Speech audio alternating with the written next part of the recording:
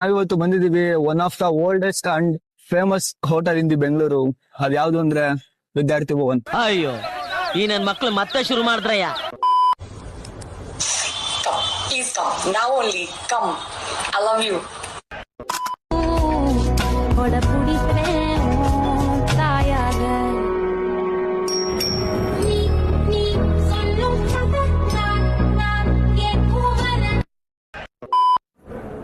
Guys finally ಅರ್ಧ ಗಂಟೆ ಆದ್ಮೇಲೆ ವಿದ್ಯಾರ್ಥಿ ಭವನಕ್ಕೆ ಬಂದ್ ಮಸಾಲ ದೋಸೆ ತಿನ್ನ ಕುತ್ಕೊಂಡಿದೀವಿ.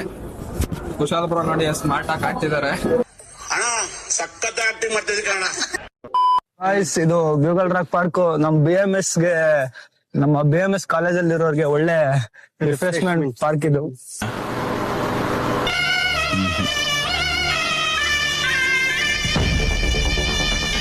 ಏನ್ ಪೀಸ ಇದೆ ಬೆಳಗ್ಗೆ ಬಂದ್ರೆ ಹೆಂಗಿರುತ್ತೆ ಈಗ ಒಳ್ಳೆ ಪೀಸ್.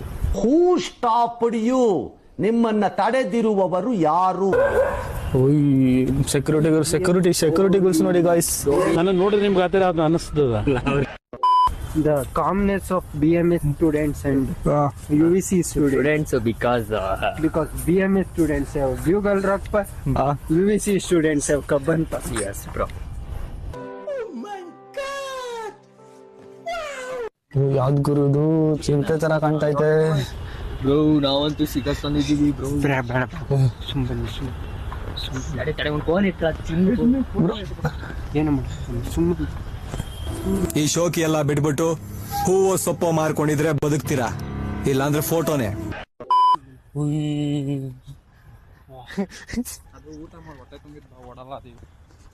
ಏನ್ ಹೇಳ್ದೆ ಗುರು. ಎಲ್ಲರನ್ನೂ ಜೂಟ್ ಮಾಡಿದ. ಸೊ ಫೈನಲಿ ಬಂದ್ವಿ ದೇವಸ್ಥಾನಕ್ಕೆ ಗೂಗಲ್ ರಾಕ್ ಪಾರ್ಕ್ ಇಂದ.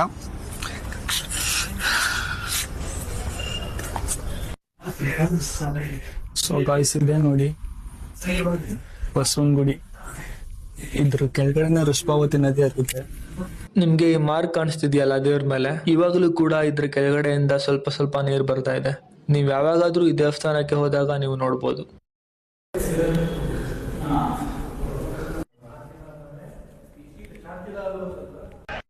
ನೀವಿಲ್ಲಿ ನೋಡ್ಬೋದು ಒಂದು ವೃಷಭಾವತಿ ನದಿಯ ಒಂದು ಇತಿಹಾಸನ. ವೃಷಭಾವತಿ ಇಲ್ಲಿಂದ ಉಗಮವಾಗಿ ಕೊನೆಗೆ ಕಾವೇರಿಯ ಉಪನದಿಯಾದ ಅರ್ಕಾವತಿ ನದಿಗೆ ಸೇರುತ್ತೆ. ಯಾವ ಮಟ್ಟಕ್ಕೆ ಶಾಕ್ ಆಯ್ತದು ಅಂತ ಅಂದ್ರೆ ನನಗೆ ನಂಬೋಕೆ ಆಗ್ತಾ ಇಲ್ಲ. ಶೇಕ್ ಆಗ್ಬಿಟ್ಟೆ ನಾನು. ನನಗೆ ಏನು ಕಣ್ಣೆ ಮಂಜಾಗ್ಬಿಡ್ತು. ಏನಪ್ಪಾ ಇದು ಈ ತರ ಆಗ್ತದ ಅನ್ನುವಂಥದ್ದೊಂದು ಘಟನೆ.